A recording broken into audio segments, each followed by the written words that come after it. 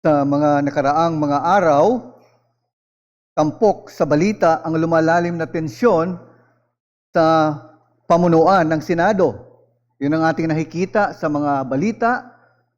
Kapag ang mga pinuno at institusyon ay nahihirapang magkaisa sa usapin ng otoridad, direksyon, at pamumuno, kadalasan sumusunod nito ay kaguluhan, pagkakahati-hati at kawalan ng kaayusan. Hindi lamang ito totoo sa larangan ng gobyerno, maging sa anumang grupo, asosasyon, at maging sa iglesia nangyayari ang mga bagay na ito. Subalit, may mas mahigit na seryoso na sinabi si Pablo kaysa sa isang krisis sa pamumuno ng tao ayon sa kanyang pagpapahayag sa Roma, Kabanata 1. Ito ang tekstong ating tinututukan, pinagbubulayan sa buwang ito sa maiksing serye na aking dinadala sa ating kalagitnaan upang makapulot tayo ng mga katotohanan mula sa kanyang salita. Ipinapakita ni Pablo na kapag patuloy na tinatanggihan ng tao ang otoridad ng Diyos at pinipili ang kasinungalingan kaysa katotohanan, makatarungang ibinibigay siya ng Diyos sa landas ng kanyang pinili at bunga nito ay kaguluhan sa puso, sa pagnanasa at maging sa pamumuhay ng isang tao. Yan ang ating tutunghayan ngayong umaga sa patuloy na paglalahad ni Pablo sa katatayuan ng sangkatauhan. Kaya muli tunghayan natin ang ating teksto ngayong umaga, nasa Roma, Kabanata 1 tayo. Ang ating verses na tutunghayan ay verse 24, babasahin ko hanggang 28, pero hanggang 27 lang ang aking titingnan. Romans 1, verses 24 to 28, pero hanggang 27 yung ating bibigang pansin ngayong umaga. Ganito po ang sinasabi ng salita ng Diyos. Kaya't dahil sa mga pagnanasa ng kanilang mga puso, ay hinayaan sila ng Diyos sa karumihan, upang lapastanganin ang kanilang mga katawan sa kanilang sarili. Sapagkat pinalitan nila ang kasinungalingan ang katotohanan ng Diyos, at sila'y sumamba at naglingkod sa nilalang sa halip na sa lumalang, na siyang pinupuri magpakailanman. Amen. Dahil dito, hinayaan sila ng Diyos sa mga mahahalay na pagnanasa, ipinagpalit ng kanilang mga babae ang likas na pakikipagtalik sa di likas. At gayon din naman, ang mga lalaki nag-iwan ng likas, ang likas na pakikipagtalik sa babae ay nag-alab sa kanilang pagnanasa sa isa't isa. Gumagawa ng kahalayan ang mga lalaki sa kapwa lalaki at tumanggap sa kanilang sarili ng kaparusahan ng kanilang pagkakamali. At palibasay hindi nila minabuting kilalanin ang Diyos, hinayaan sila ng Diyos sa kanilang mahalay na pag-iisip upang gawin ang mga bagay na hindi karapat-dapat. Yan po ang katotohanan at dalisay na salita ng ating Panginoon. Ipinahayag ni Pablo ang puot ng Diyos mula sa langit. Yun ang unang tiningnan natin sa verse 18. Ito yung pagpapahayag ni Pablo sa puot ng Diyos sa sangkatauhan. Dahil sa kanilang pagkakasala, dahil pinipigil nito ang katotohanan, ayon sa sinabi ni Pablo. Nakita natin ang pagtanggi o ang rebelyon ng tao sa kapahayagan ng Diyos. Hindi naging mapagpasalamat at hindi nagbigay ng kaluwalhatian ng Diyos. Ibig sabihin, kung meron mang dalawang kasalanan ang tao ayon kay Pablo, ang lahat ng sangkatauhan, ito yung dalawang bagay na ito. Hindi naging mapagpasalamat at hindi ibinigay ang kaluwalhatian sa Diyos. Ngunit, kapansin-pansin na wala pang ipinahayag si Pablo na tugon o aksyon ng Diyos dahil sa kanyang puot. Hindi siya nagbigay ng kaparusahan na marahil inaasahan natin sa mga talatang ito. Ngunit sa ating binasa ngayong mga talata, may pagbabago. Mayroong pagbabago at may tugon ang Diyos. Kung marahil hindi natin naiisip yon, may tugon ang Diyos dito sa ating mga talata. 3 beses inuulit ni Pablo ang mga salitang kapag sila'y ibinigay o sa ibang salin, hinayaan sila ng Diyos. Binanggit niya ito sa verse 24, verse 26, and verse 28. Dahil, ayon sa kanya, sapagkat ayon sa talatang 25, pinalitan nila ang kasinungalingan ang katotohanan ng Diyos at sila'y sumamba at naglingkod sa nilalang sa halip sa lumalang. Ganyan daw ang nangyari sa sangkatauhan. Kaya ngayon, ang aksyon ng Diyos ay tinatawag ng maraming theologians na judicial abandonment. Ito yung aksyon ng Diyos o paghuhukom na pagpapabaya o makatarungang pagpapabaya ng Diyos dahil sa pagkakasala ng tao. Kaya ganito ang mensahe na gusto kong halawin natin sa mga talatang ito. Ang panghukom na pagpapabaya ng Diyos ay nagpapahayag ng kanyang matuwid na puot laban sa pagyakap ng tao sa kasinungalingan kaysa katotohanan. God's judicial abandonment is the expression of His righteous wrath against those who embrace lies or falsehood instead of God's truth. Yan ang pinapahayag ni Pablo sa nangyari o aksyon o tugon ng Diyos sa pagbabaliwala o pagtalikod ng tao sa katotohanan kung sino at merong Diyos. Hindi, gusto kong ipaliwanag yung tinatawag na God's judicial abandonment. Hindi ito larawan ng Diyos na nawala ng kontrol. Hindi ito larawan ng Diyos na tumigil sa paghahari. O minsan sinasabi natin, wala nang pakialam ang Diyos, hinayaan sila eh. Hindi po yun, ganun. Ito ay larawan ng Diyos bilang banal na hukom. Minsan ang paghahatol ng Diyos ay hindi agad apoy mula sa langit. Tandaan natin yung nangyari sa Sodom at Gomora. Nagpaulan ng apoy ang Panginoon mula sa langit at tinupok ang buong bayan, mga bayang ito. Minsan ang paghahatol ng Diyos ay hayaan ang tao na sundan ang landas ng kanilang sarili. Tayo ay hindi lamang tinawag na talikuran ang kasalanan, kundi manumbalik tayo sa Diyos na siyang tunay na nagbigay ng kalayaan at kagalingan sa atin. Gusto kong tingnan natin ang dalawang tamang tugon mula sa mga talatang ito. Una, bantayan ang iyong puso laban sa magulong pagnanasa. Guard your heart against disordered desires. Pangalawa, magpasakop sa disenyo ng Diyos para sa iyong buhay. Submit to God's design for your life. Yun ang dalawang bagay o katotohanan o marahil hamon o kaisipan na dapat nating tingnan sa ating mga sarili ngayong umaga. Una, bantayan ang iyong puso laban sa magulong pagnanasa or guard your heart against disordered desires. Papansinin natin sa verse 24 and 25, ang sabi ni Pablo riyan, kaya't sila'y ibinigay o hinayaan ng Diyos sa karumihan ayon sa mga pagnanasa ng kanilang puso. Yan ang sinabi ni Pablo. Pansinin natin na ang unang binigyang diin ni Pablo ay hindi ang mga panlabas na gawa, yung nakikita ng tao, ating mga aksyon, kundi gawa ng mga makasalanang tao, kundi ang pinigyan ng pansin ni Pablo ay ang puso ng tao. Tinuldukan o tiningnan niya ang pinakasentro at punot dulo ng mga pagkakasala ng sangkatauhan ayon kay Pablo. Ang mga panloob na pagnanais, hangarin at pagnanasa, yun ang kanyang tinutukan.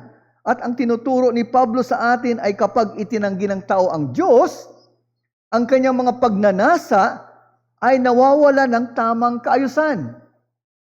Sa halip na sambahin ang Diyos, sino ang kanyang sinasamba? Ang kanyang sarili. Dahil nagmali ang kaniyang puso. Ito ay nagtuturo sa atin na ang maling pagsamba ay nagbubunga ng maling pagnanasa. Wrong worship always produces wrong desires. Yan ang katotohanan sa ating mga puso. Yan ang katotohanan ng sangkatauhan. Nang likhain ng Diyos ang tao, nilikha niya ang ating mga pagnanasa upang maglingkod sa Kanya. Ang mga pagnanais na magmahal, makipag-ugnayan, makaranas ng kagalakan, ay hindi naman mga masasamang bagay. Ito ay mga mabubuting bagay sa paglikha at paglikha ng Panginoon. Ngunit dahil ang mga ito ay kaloob ng Diyos, mga pagpapala ito ng Diyos para sa atin. Ngunit nang pumasok ang kasalanan, naging baluktot nang pumasok ang kasalanan, naging baluktot ang ating mga pagnanasa. Hindi na natin ginagamit ito upang sambahin ang Diyos. Ginagamit mo sa akin ang mga ito upang sambahin ang sarili. Kaya naman, sinabi ng isang Puritan na si Stephen Charnock, likas sa bawat tao ang unahin ang kanyang sarili bago ang Diyos. Yan ang kalikasan o likas sa tao ayon kay Stephen Charnock. Ang ibig niya sabihin ay ang pinakadiwa ng kasalanan ay ang pagtataas ng sarili. Sa halip na mamuhay para sa kalwalhatian ng Diyos, ito ay namuhay para sa sarili. Kaya ang idolatry sa pinakahuli ay pagsamba na nakasentro sa sarili. Hindi inuukol ang pagsamba sa Diyos. Ito ang dahilan kung bakit sinabi ni Pablo, ipinagpalit nila ang katotohanan ng Diyos sa kasinungalingan. Yan ang ibig sabihin ni Pablo. Subalit hindi lamang sinasabi ni Pablo na ang tao ay nagkakasala. Ang kanyang punto ay mas malalim. Dahil mali ang pagnanasa ng tao dahil mali ang kanyang pagsamba, itinuturo ng kasulatan na ang puso ng tao ay hindi kailanman neutral. Hindi totoo na neutral ang puso ng tao. Ang ating minamahal ay siyang humuhubog sa ating mga pagnanasa at ang ating mga pagnanasa ay humuhubog sa ating pamumuhay. Yan ang sabi ng Mateo 6, talata 21. Kung nasaan ang iyong kayamanan, naroon ang iyong puso. Ang puso ng tao ay isang trono. May naghahari sa puso mo at sa puso ko. Ang isang tao ito man ay isang tao o isang bagay na laging sumasakop sa tronong iyon. Hindi ito tumitigil ng pagsamba. Ipinagpapalit lang nito ang bagay na kanyang sasambahin. Pwedeng tao o mga bagay na kanyang sasambahin. Ayon kay John Owen, kung ano ang iniibig ng tao, yun ang kanyang paglilingkuran. Pinaglilingkuran ng tao ang kanyang iniibig. At ang kanyang iniibig ay humuhubog sa kanyang pagpipili, mga prioridad, mga kagawian, at maging ang kanyang pagkakakilanlan. Ang kanyang identity ay nakabatay roon. Kaya nga napapansin natin ang mga kaguluhan sa ating palibot, sa ating mundo. Paano yung mga kabataan natin? Marahil hindi lang ito totoo sa mga kabataan, maging sa mga nakakatanda rin. Sa panahon natin ng social media, sinusukat ang kanilang mga halaga bilang tao ayon sa likes, followers, or even attention. Diba? Tumataas, bumababa ang kanilang pakiramdam ayon sa mga responses ng mga tao sa kanilang social media account. Ang pag-aproba ay sumasakop sa trono ng puso. Dahil sa approval ng mga tao online, ito ang namamayani sa puso. Kaya ganoon ang kanilang pakiramdam. Ganoon ang kanilang pagsukat sa kanilang pagkatao. Yung iba naman, pagdating sa mga romantic relationships, may nagsasabi, ang sinasabi nila, hindi ako mabubuhay kung wala ang relasyong ito.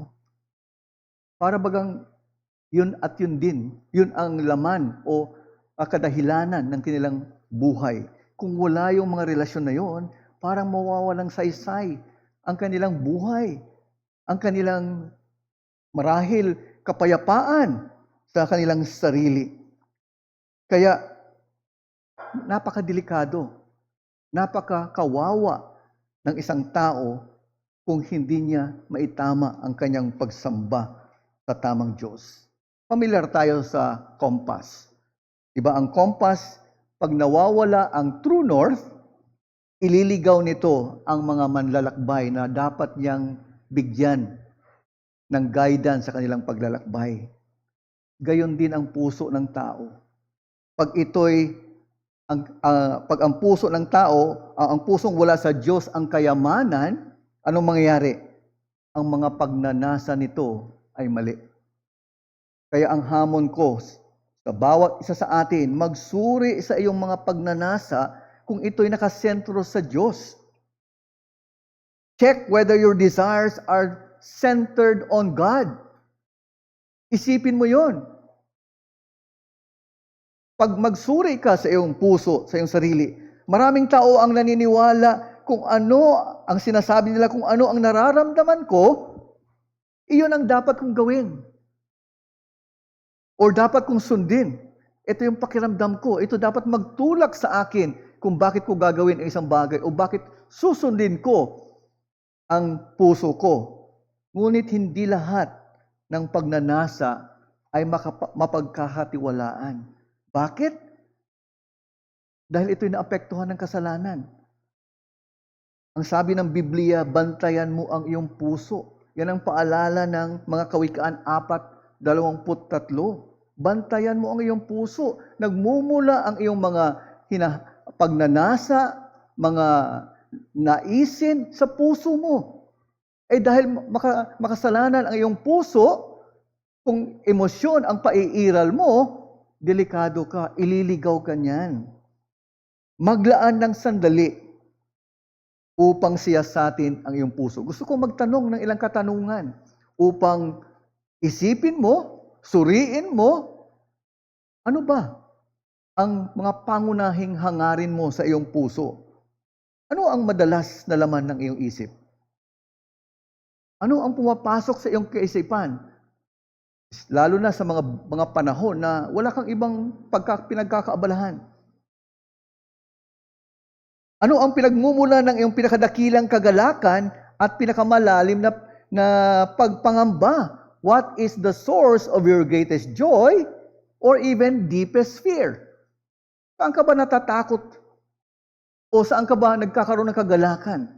Sa mga bagay sa mundong ito? Sa mga pangyayari sa mundong ito? O sa Diyos? O sa mga katotohanan ng Diyos? Nangangamba ka ba sa ating sitwasyon ngayon? Sa pandaigdig na mga pangyayari? O nangangamba ka sa kaluwalhatian ng Diyos? O sa pagsulong ng Ebanghelyo ng Diyos? Ano ang lubos na nagpapaguho sa iyo kung ito'y alisin ng Diyos? Halimbawa, may aalisin na isang bagay o relasyon sa iyong buhay. Ito ba'y guguho ang iyong mundo? Sino ang ilalagak o saan mo ilalagak ang iyong kapanatagan, kabuluhan, o maging kasiyahan?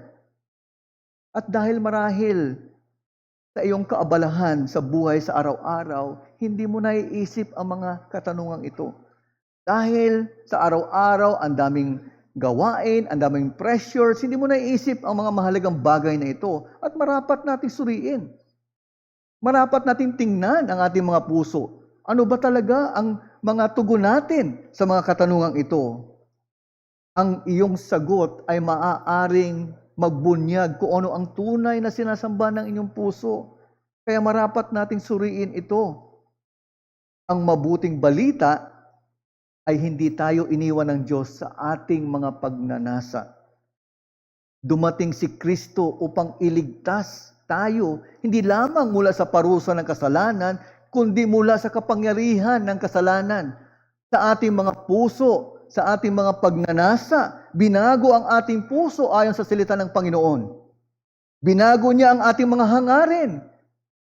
At may biyayang laan ang Diyos para sa isang anak na binago ng banal na Espiritu upang ipasakop ang ating mga hangarin sa Diyos para sa kanyang kaluwalhatian. Yun ang hangarin ng Diyos. Marahil narinig nyo sa balita a couple of days ago, ang isa sa dating co-founder ng Hamas na si Hassan Youssef ay nirelease nila sa detention dahil siya ay nagkasakit. At marahil kilala nyo ang kanyang panganay na anak na si Mossab Hassan Youssef. Ito yung tinatawag na sumulat ng kanyang autobiography, The Son of Hamas, or The Green Prince. At ito ay mag-ama. Ang anak ay tumalikod sa paniniwala ng kanyang ama. Ano ngayon ang naging dahilan kung bakit magkaiba ang buhay ng dalawang taong ito na nagmula sa isang pamilya? At ayon sa account, mukhang nagbago si Mossab Hassan, may binagong puso sa kanya. Bagat hindi ako malinaw kung totoong ang kanyang pananampalataya sa Panginoon Hesus, ngunit may pagbabago sa kanyang puso, kaya tumalikod siya sa pinaniniwalaan ng kanyang ama. Ayon sa mga Hamas na kaisipan. Ngunit ang Kristiyano, dahil may binagong puso ng Espiritu, kaya nating lumaban o labanan ang mga maling pagnanasa. Ganyan ang kapangyarihan ng Kristiyano dahil sa binagong puso mula sa Espiritu ng Diyos. Kaya nawa ito'y isipin natin. Kaya ito'y pagsuriin natin sa bawat puso natin. Ngunit ang pangalawang punto na gusto kong tingnan natin, magpasakop sa disenyo ng Diyos para sa iyong buhay. Submit to God's design for your life. Ayon sa verse 26 and 27 sa ating binasa, ang sabi riyan, hinayaan sila ng Diyos sa mga mahahalay na pagnanasa. Ang ibig sabihin, ano naging resulta nito? Tumungo ngayon si Pablo mula sa panloob na pagnanasa sa panlabas na pagpapahayag nito. Kanina, tiningnan natin ang the heart, the source. Ngayon, titingnan ni Pablo yung external manifestation o yung tinatawag nating expression ng isang puso ng ganito. Inilalarawan ni Pablo kung paano ang maling pagnanasa ay humahantong sa maling kagawian o kaugalian o uri ng pamumuhay. At ang kanyang halimbawang ibinigay ay patungkol sa pagtanggi sa sangkatauhan sa pagsasaayos ng Diyos sa paglikha. In other words, ang example ni Pablo na ibigay sa atin sa kanyang pagpapahayag ay according to the creation order. Example, ito yung kanyang binigay na halimbawa. Hindi natin alam kung bakit ito ang ginawa niyang example o paglalarawan. Marahil sa panahong iyon, ito ay laganap o hayag ang mga ganitong uri ng pamumuhay. Ang issue ay hindi sexualidad, kundi rebellion sa disenyo ng Diyos ng sangkatauhan. Yun ang tinututukan ni Pablo. Yun ang mas malalim na dahilan kung bakit niya ibinanggit ang talatang 26 to 27. Kaya ito nagtuturo sa atin, kapag tinanggihan ng tao ang disenyo ng Diyos, ang kanyang pamumuhay ay magiging magulo at mapanira. When humanity rejects God's design, life becomes disordered and self-destructive. Walang ibang resultang idudulot na mabuti. Pag ganon, pag merong pagtanggi ang tao sa Diyos. Ayon sa Genesis 1:27, ang sabing malinaw, lalaki at babae niya silang nilalang. Ang sexualidad ay hindi imbensyon ng tao. Ito ay disenyo ng Diyos. Ito ay mabuti. Ito ay banal. At ito ay may layunin. Ngunit ipinakita ni Pablo kung paano naapektuhan ang sexualidad ng tao dahil sa kasalanan. Ang diin ni Pablo ay hindi upang pumili ng isang partikular na kasalanan at sinabing ito lamang ang masama. Ang punto niya, kapag tinanggihan ng ang Diyos, maging ang mga pinakamahalagang bahagi ng buhay ay nasisira. Sinisira nito ang buhay ng isang tao dahil tumanggi siya sa disenyo ng Diyos. Ang kanyang natural o tamang pagkilos ay nasisira. Ang babae sa babae, ang lalaki sa lalaki, ganyan ang kanyang pagpapaliwanag at pagpapakita. Ito yung natural na lalabas at ito yung mga malinaw na nakikita natin sa ating kapaligiran at maging noong panahon na yon. Maraming iniisip na ang kalayaan ay gawing anumang gusto nila. Di ba? May nagsasabi, I am free to do what I want. Ngunit ayon sa Biblia, ang tunay na kalayaan ay mamuhay ayon sa layunin ng may lalang. Dahil ang disenyo ng Diyos ay perpekto at mabuti. Hindi mo pwedeng baguhin, hindi mo maaaring baguhin ang disenyo ng Diyos dahil ito'y perpekto na. Wala ka nang pwedeng idagdag. Ang sabi ng kultura, ang iyong pagkakakilanlan ay nakabatay sa iyong damdamin. Ngunit ang sinabi ng Diyos, ang iyong pagkakakilanlan ay nakabatay sa katotohanang ikaw ay nilikha saan? Sa larawan o wangis ng Diyos. You are made in God's image. Yan ang katotohanang hindi mo mababago o napakagandang katotohanan. Tinawag tayong mamuhay ayon sa katotohanan ng Diyos, hindi ayon sa mababaw na batayan ng pakiramdam. Kaya ang tunay na kalayaan ay matatagpuan hindi sa pagtanggi sa disenyo ng Diyos, kundi sa pagpapasakop dito. Kaya isipin natin, siguro nakikita niyo ito sa paligid, isipin natin yung mga nababasa natin, mga kahungkagan ng tao, isipin niyo ang kaguluhan na nangyayari sa tinatawag na sexual revolution. Hinamon nito ang mga tradisyonal na pamantayan ng asal at pananaw ng kasarian. Itinaguyod ang pagtanggap ng homosexuality, kaya lumalaganap yung LGBTQ, alternatibong pamumuhay. At ano ang epekto nito?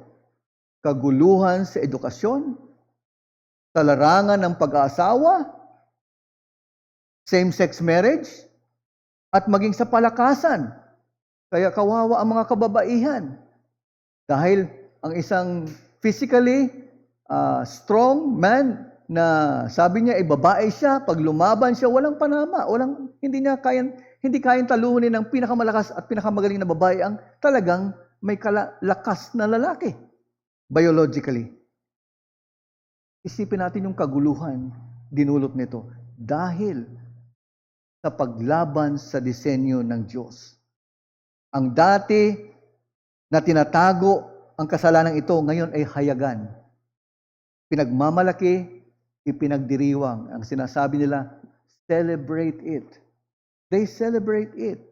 Alam niyo ba na meron tayong mga meron tayong LGBTS Christian Church? O meron tinatawag sa ating bansa na queer affirming Christian Church? Meron. Ganyan kahayag. They celebrate it, they're proud of it, pero kung tisusuriin mo sa salita ng Diyos, ay ito'y paglabag sa disenyo ng Diyos. Hindi natin sinasabi na hindi natin gustong abutin ang mga makasalanang ito. Ngunit ito ay tahasang rebelyon at pagsalungat sa disenyo ng Diyos. Kaya isipin nyo lang ang isang isda na malaya sa tubig. Kapag inilabas ito sa lupa, hindi ito magiging malaya. Mamamatay ang isda dahil hindi yun ang kanyang disenyo. Ganito rin ang tao. Hindi tayo umuunlad kapag lumalayo tayo sa disenyo ng Diyos. Sa katunayan, kabaliktaran ang nangyayari. Paurong, pagkasira sa ating pagkatao. Kaya ang hamon ko, kilalanin mo at magpasakop ka sa tunay na disenyo ng Diyos sa iyong buhay.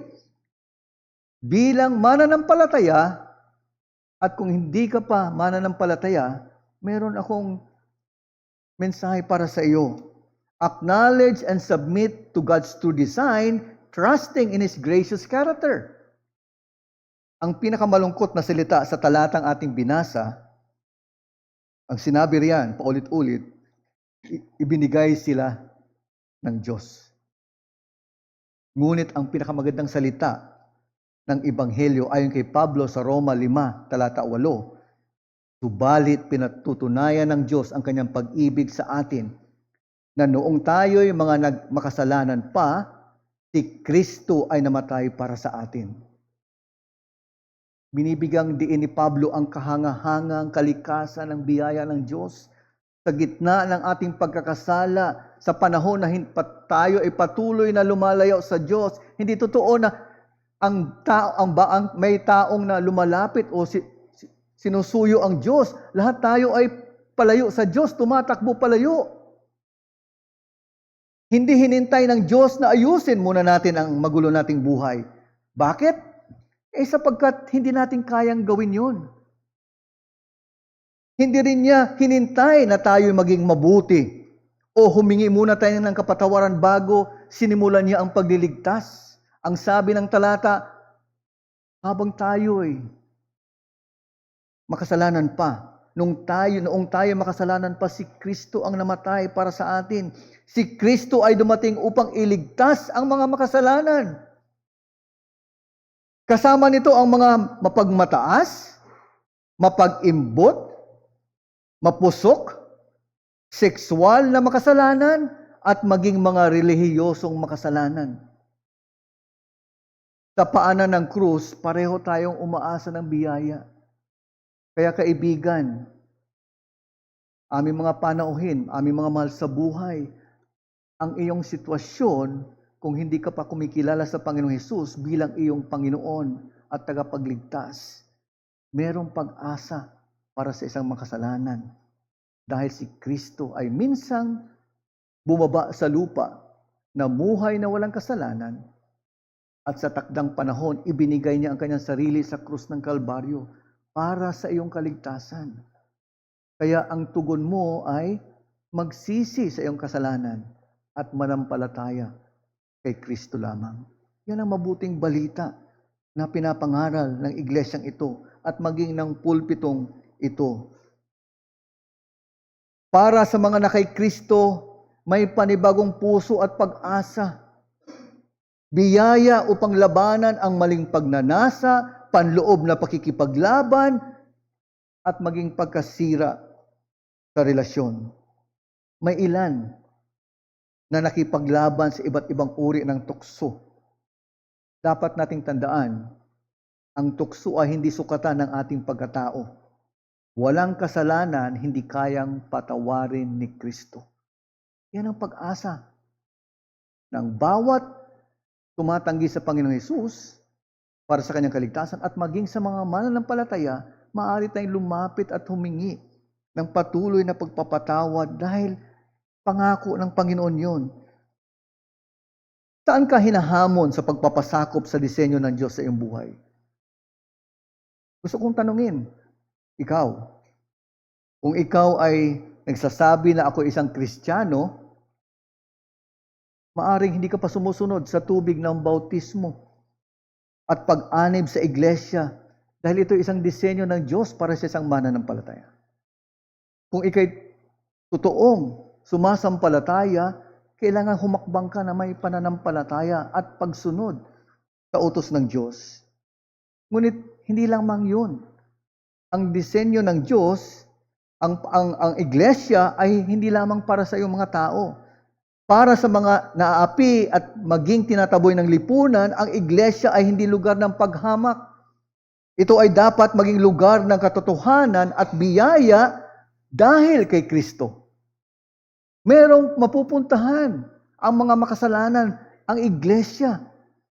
Kukup-kupin nito, tuturuan nito, ipapangaral nito ang pag-asa para sa mga naaapi at tinataboy ng lipunan. Yan ang ministeryo ng ating Panginoong Hesus na siyang nung sa panahon na nasa lupa pa siya. Marahil kilala natin. Nabanggit na ilang beses. Nabanggit ko na noon si Rosaria Butterfield. Sa kanyang patotoo, siya ay isang lesbian, aktibo sa LGBTQ, na nagtuturo noon ng English sa kanyang sa universidad na kanyang pinaglilingkuran, at sa tagal na panahon or ang ginawa niya, meron siyang mapaghinala siya sa Kristyanismo, kaya sumulat siya sa laban sa pananampalatayang Kristiyano.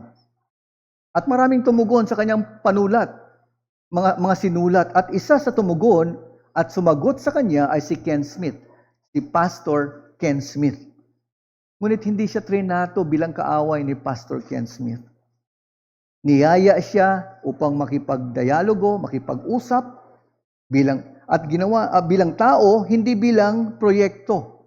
Niyaya sa kanilang bahay sa mahabang panahon, ilang taon siyang niyaya hanggat sa kalaunan naligtas. Kinilos si Rosaria at naligtas siya, naging mananampalataya. At isa sa kanyang mga makabuluhan sa kanyang patotoo ay ang kanyang tinawag o tawag na radical ordinary hospitality. Dahil nakita niya ang pamumuhay ng mag-asawang ito ni Ken Smith, ang kanyang asawa, ang kanilang pagtugon sa kanyang mga katanungan, nakita niya ang pagkilos ng biyaya ng Diyos at impluwensya ng patotoo ng mag-asawang ito sa kanyang harapan. Ang ebanghelyo ay hindi lamang pinaliwanag, kundi ito'y pinamumuhay. Madalas gamit ng Diyos ang Kristiyanong mabuting pakikitungo upang ipakita ang ebanghelyo. Hindi ito walang saysay sa harapan ng tao, maging sa harapan ng Diyos. Kaya ito isang kaisipan na dapat nating ilagay sa ating mga puso't isipan. Kaya sa kahulihan, ang tanging pag-asa ng taong naligaw ng kasinungalingan at alipin sa magulong pagnanasa ay hindi sa iyong sarili o ibang tao, si Kristo lamang. Nawa ibalik tayo sa tunay na pagsamba sa ating manlilikha. Kaya bilang tugon sa paalala ng ating teksto na ang magulong pagnanasa ay bunga ng paglayo sa Diyos, awitin natin ang ating huling himno, huling Tagalog hymn, Turuan Ako Panginoon. Ito ay isang panalangin. Nawa ito'y maging panalangin natin na akayin tayo ni Kristo sa kanyang katotohanan at panatilihin tayo sa landas ng kanyang banal na kalooban. Awitin po natin ang himno bilang tugon, Turuan Ako, Panginoon. Magwakas po tayo sa panalangin. O aming dakilang Diyos, aming mabuting Ama, salamat po muli, Panginoon, dahil sa mga katotohanang ibinahagi ni Pablo sa panahong yon na angkop sa aming kapanahunan. Pinaalala niyo sa amin ang maaring kahahantungan ng isang patuloy na nagre-rebelde at tumatalikod sa katotohanan na merong Diyos na banal, merong Diyos na nagpahayag kung sino siya. At sa patuloy na pagtanggi nito, may panganib na naghihintay kapag siya ay patuloy na iiwan at pinabayaan ng Diyos sa kanyang kasalanan. Subalit, hindi nagtapos ang patotoo na inyong salita. Isinugo niyo ang inyong anak upang sa kanyang buhay at kamatayan sa krus, may pag-asa kaming matubos sa ganitong sitwasyong kapahamakan.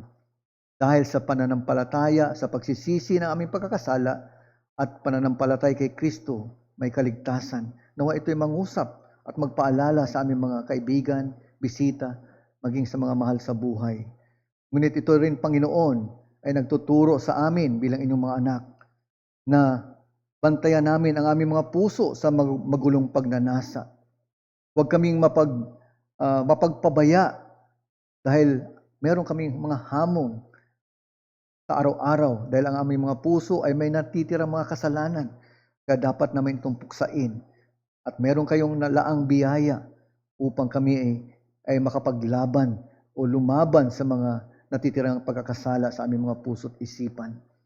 Salamat Panginoon dahil sa babalang ito'y nagpapakita rin na merong ang patuloy na pagtanggi ay magdudulot ng kaguluhan at mapanirang buhay. Humihiling kami, Panginoon, ng inyong biyaya, ng inyong karunungan, ng inyong pag-iingat sa bawat sa amin. Tunay nawa, Panginoon, na makita kaming umaasa sa inyong biyaya at sumusunod sa inyong salita dahil sa kapangyarihan ng Espiritu sa aming mga puso at buhay. Nawa kayo ang siyang nabigyan namin ng kaluwalhatian at kami ay nakinabang mula sa mga salitang ito. Sapagkat ito'y dalangin namin at hiling sa pangalan lamang ng aming Panginoong Hesus. Amen.